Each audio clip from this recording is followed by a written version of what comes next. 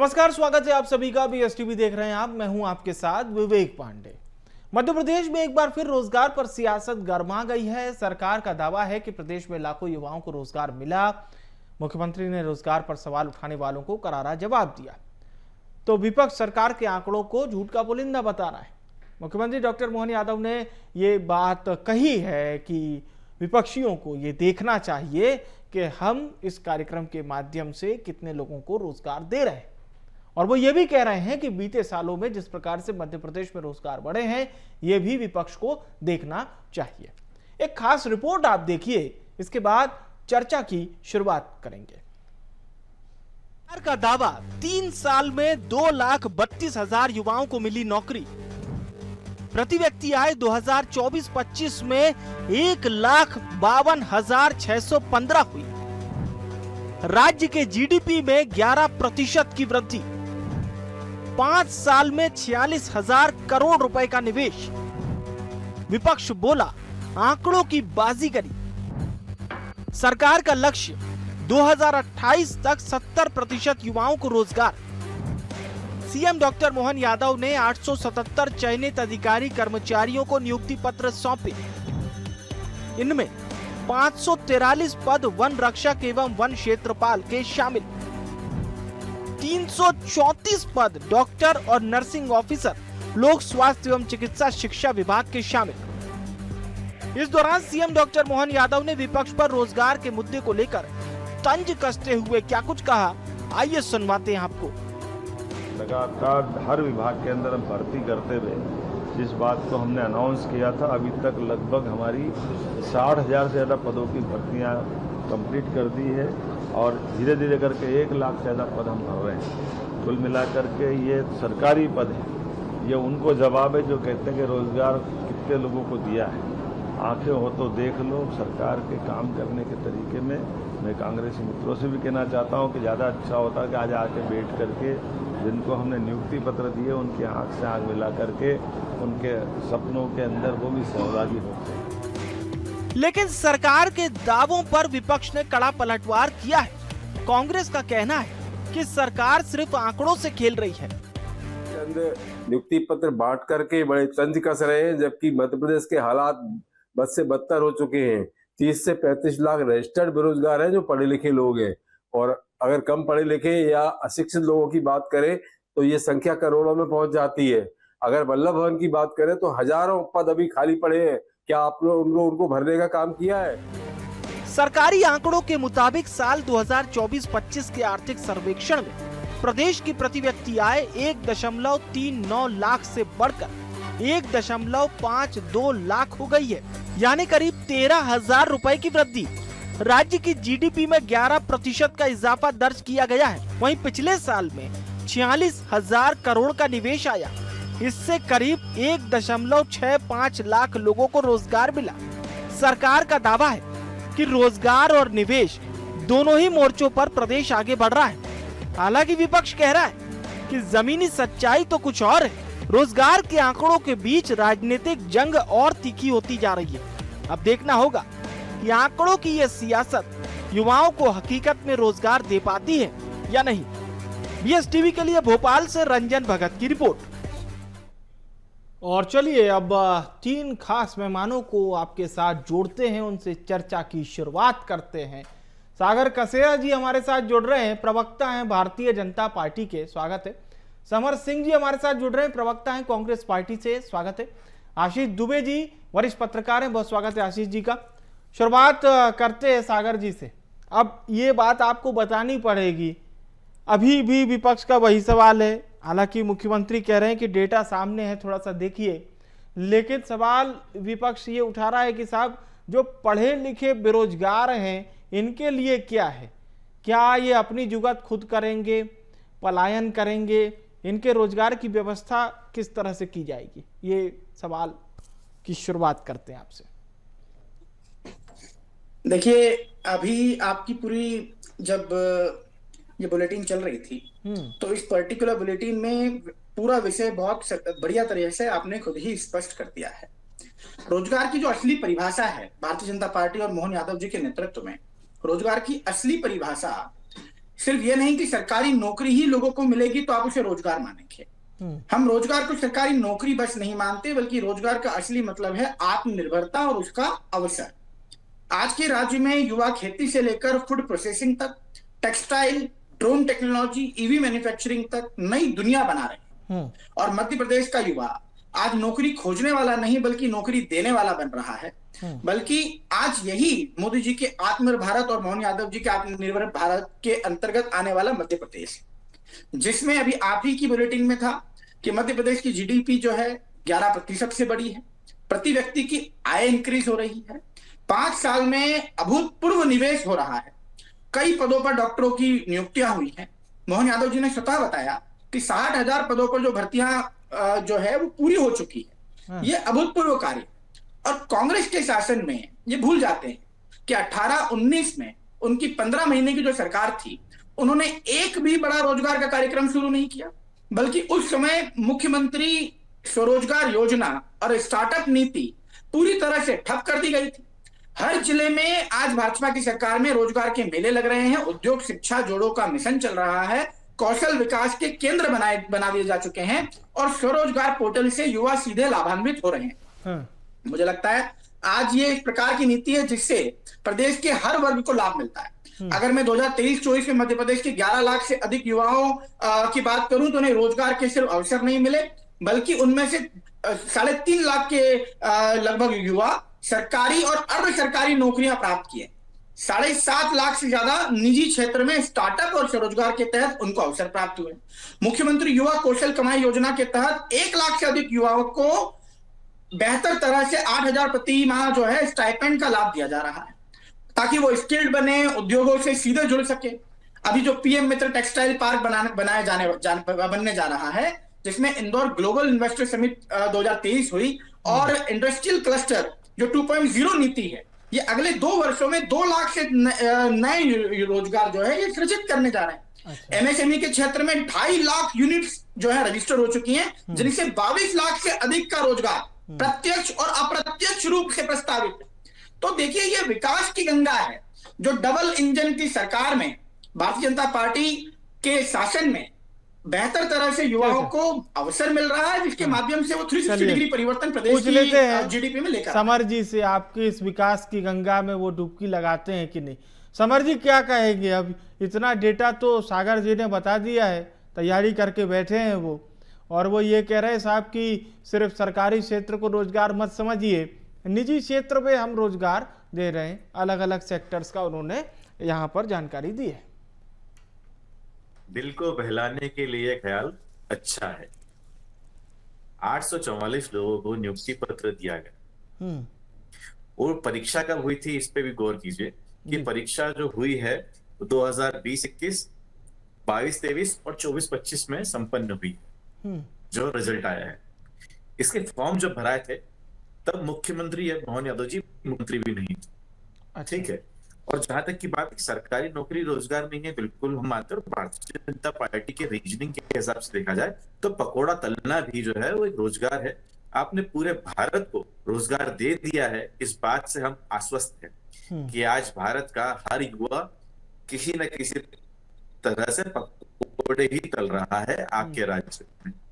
जब भी हम बात करेंगे भारतीय जनता, जिनका ना सर होगा ना पैर होगा। आपने कहा कि आपने करोड़ों रोजगार दिए, 2,32,000 रोजगार दिए हैं। मैं बोलता हूं सागर भाई, आप एक काम कीजिए, कल मोहन यादव जी से बोलकर एक श्वेत पत्र निकलवा दीजिए और उन लोगों के नाम बता दीजिए, कम से कम वो खुद पढ़कर खुश हो जाएंगे जिनको रोजगार नहीं मिला है। कुल मिला के बात है कि भारतीय जनता पार्टी की सरकार जो है ये छोटे मोटे इवेंट करके अपने दिल को बहला लेती है और लोगों के सामने अपनी एक इमेज बिल्डअप करने की कोशिश कर रही है। एंकर महोदय, आप मुझे बताइए कि भारतीय जनता पार्टी की सरकार से पहले जितनी भी राज्यों में और देश में जब भी कांग्रेस की सरकार रही, हमने कभी वर्ग 3 शिक्षक, वर्ग 1 शिक्षक किसी भी व्यक्ति को नियुक्ति पत्र नहीं दिया। वो हमारा काम था, वो हमने किया, हमने रोजगार दिया और रोजगार देने के बाद में उन्हें जो है आत्मनिर्भर बनाया। लेकिन उसका कभी जो है करोड़ों रुपए खर्च करके और मीडिया ब्रांडिंग करके हमने जो है कार्यक्रम नहीं करे। कार्यक्रम करने की जरूरत किसको पड़ती है? जो सड़ा हुआ खराब माल होता है ना, उसको बेचने के लिए अच्छे विज्ञापन लगाना पड़ते हैं। ठीक है, जो खरा चीज होती है, जो खरी चीज होती है, जो खरी सरकार होती है, वो कभी भी अपने विज्ञापन छोटी मोटी योजनाओं के लिए, मतलब ये अगर शौचालय का भी जो निर्माण हो रहा है उसके लिए भी फीता काटने पहुंच जाएंगे। लाखों ट्रेन चला दी, हजारों ट्रेन चला दी, फीता काटने कभी नहीं गए, और इतने सारे उपक्रम बना दिए। आप बताइए, गिने चुने उपक्रमों को छोड़ दिया जाए तो कभी नेहरू जी या कभी कांग्रेस पार्टी का कोई बड़ा नेता किसी कार्यक्रम में नहीं गया। इनके पास में उपलब्धियों के नाम पे कुछ नहीं होता।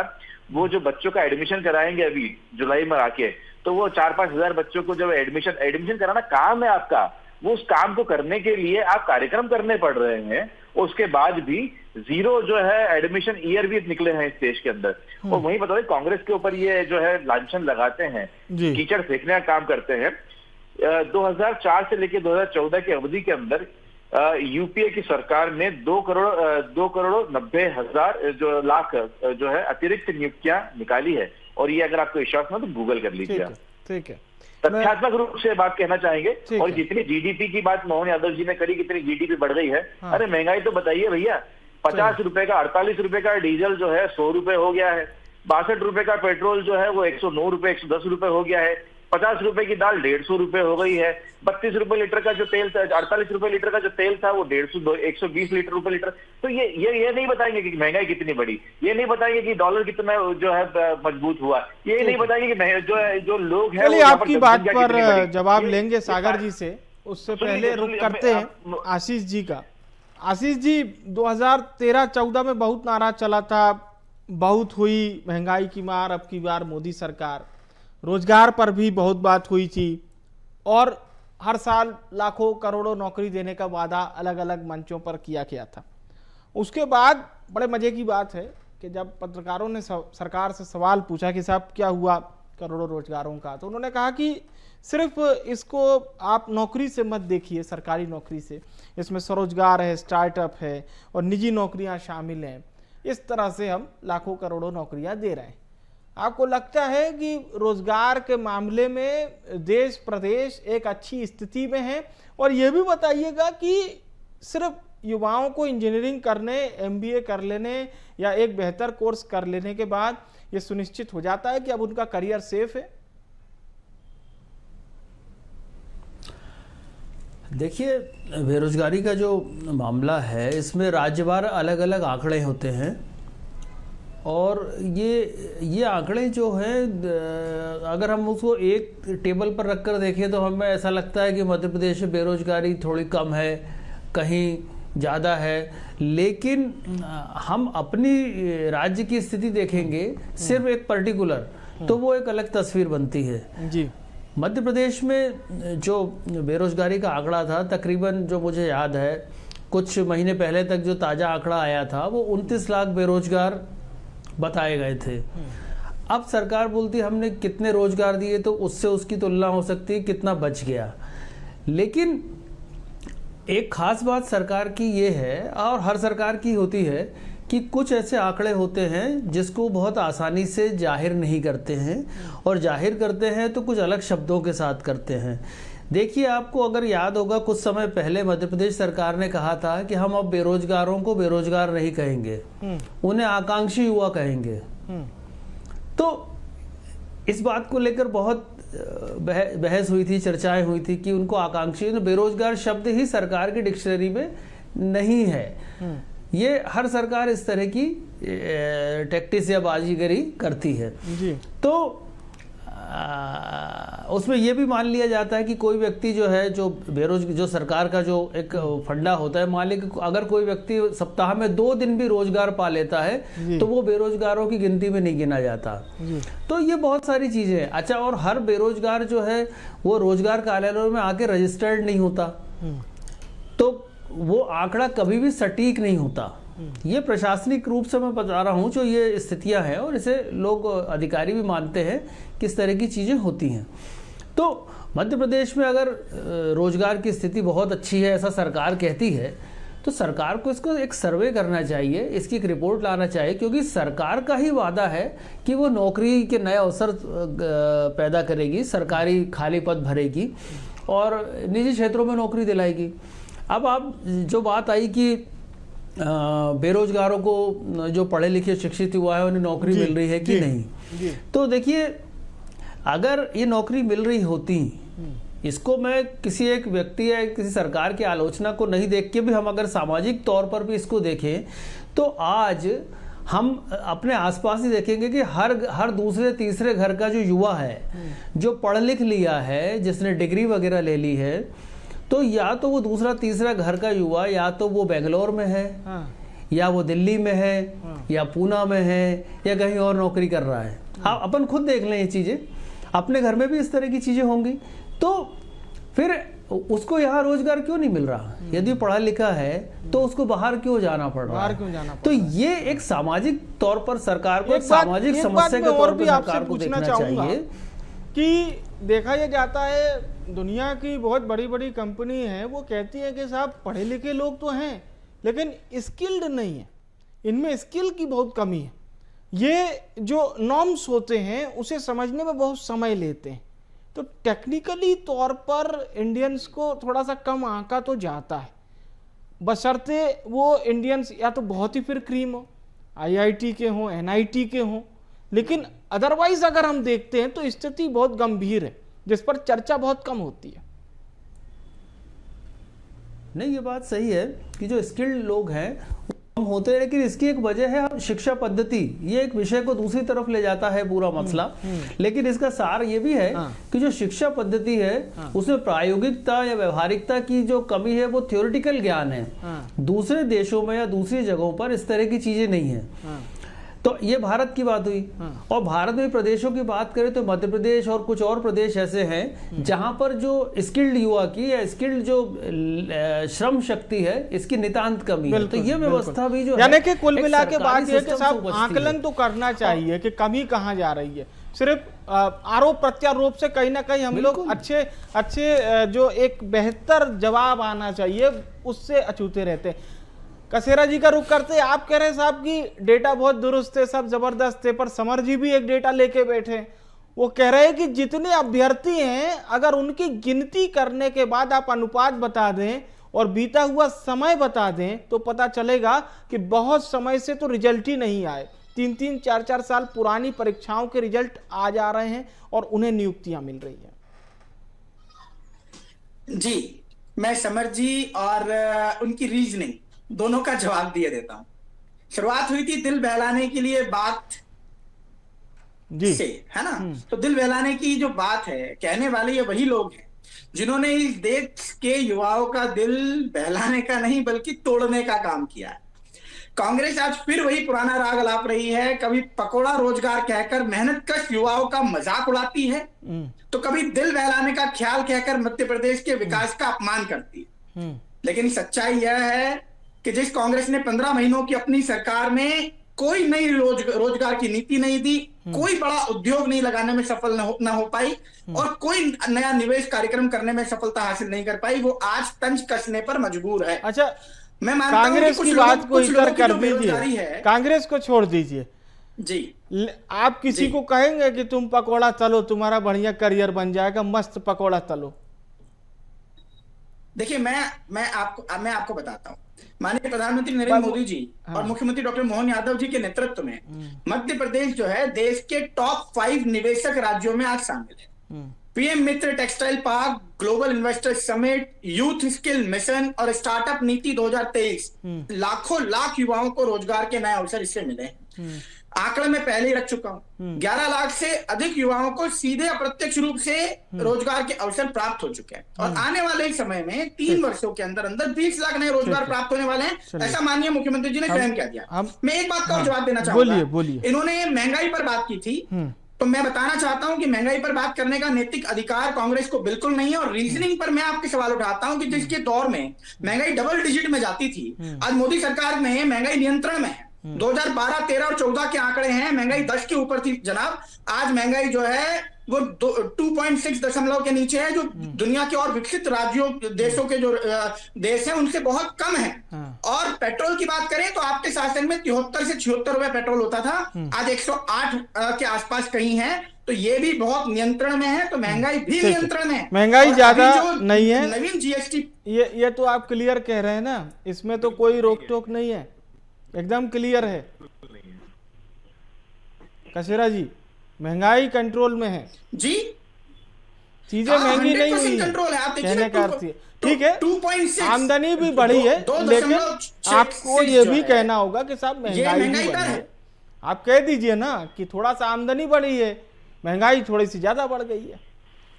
देखिए मैं तो आपको ये स्पष्ट रूप से आंकड़े बता रहा हूँ कि 73-76 का पेट्रोल आज अगर 108 का है तो 11 सालों के अंतराल में समय बहुत गुजर गया है। जवाब ले लेते हैं समर जी से। समर जी समय कम है, थोड़ा सा संक्षिप्त में जवाब कि आप अपनी बात ही रखिए, मेरा सवाल आएगा, चर्चा और बढ़ जाएगी, बोलिए। आंकड़ों पे इतना विश्वास है सागर भाई, तो मुख्यमंत्री जी से कह के एक श्वेत पत्र निकलवा दीजिए, हम सब जो विपक्षी दलों के मुंह ही बंद कर दीजिए ना। नहीं कर पाएंगे आप, क्योंकि आपने कोई काम नहीं किया है। जहां तक कि विकास की बात है, मध्य प्रदेश के विकास के पंखों को हम कतरने की कोशिश नहीं कर रहे। मध्य प्रदेश हमारा प्रदेश है, हमारे लोगों ने इसको खून पसीने से सींचा है, तो हम नहीं चाहेंगे ऐसा कभी हो। लेकिन जो विकास हो रहा है मध्य प्रदेश में, वो 4000 करोड़ रुपए प्रति माह के दर से जो कर्ज का विकास हो रहा है। 17 महीने की जो आपने हमारी सरकार के ऊपर जो एक सवाल उठाया, उसमें बता दूं कि जो उद्योग के लिए हमने कार्यक्रम किया था इंदौर के अंदर, उसमें 18% जो है सक्सेस रेट था हमारा, जो पूरे 15 साल से आपकी सरकार में जो 3-3.5% है। और अगर मैं विश्वास हो तो मैं यहाँ पर बैठा हुआ हूँ, और एंकर महोदय अगर समय दे तो आप इंटरनेट गूगल कर लीजिए और आपकी खुद की सरकार से पूछ लीजिए कि कितना % सक्सेस रेट था हमारा। 18% सक्सेस रेट था जो कार्यक्रम हमने करा था।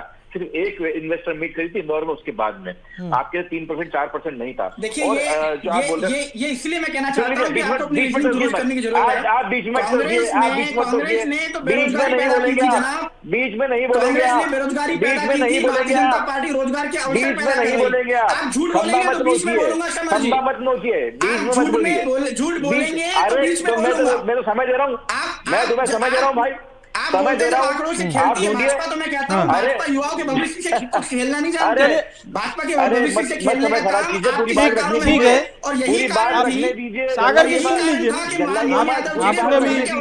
आपने भी पुख्ता बात रख ली है, ऐसा नहीं है।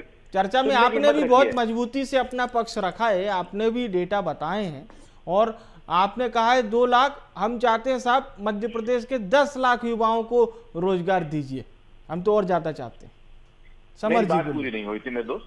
तो जहां तक की बात है कि मध्य प्रदेश की हमारी सरकार ने ये पहले 10 दिन के अंदर लाखों किसानों की जो है कर्ज माफी करी, ठीक है। और अगर इतनी अच्छी सरकार चल रही है आपके देश में पिछले 10 सालों से, कर्ज माफी इतना झूठ था जी, कर्ज माफी के झूठ के कारण ही सरकार चली गई आपकी। बीच में मत बोलिए, आप झूठ बोलेंगे तो बीच में बोलूंगा समर जी, बीच में मत बोलिए, झूठ बोलेंगे तो बीच में बोलूंगा। झूठ, कर्ज माफी झूठ के साथ पैदा होने वाले तुम भारतीय जनता पार्टी के दलाल लोग। नहीं ऐसे नहीं, ये गलत बात है। देखिए कुछ शब्द तो हमें, कुछ शब्दों पर हमें इस तरह से बात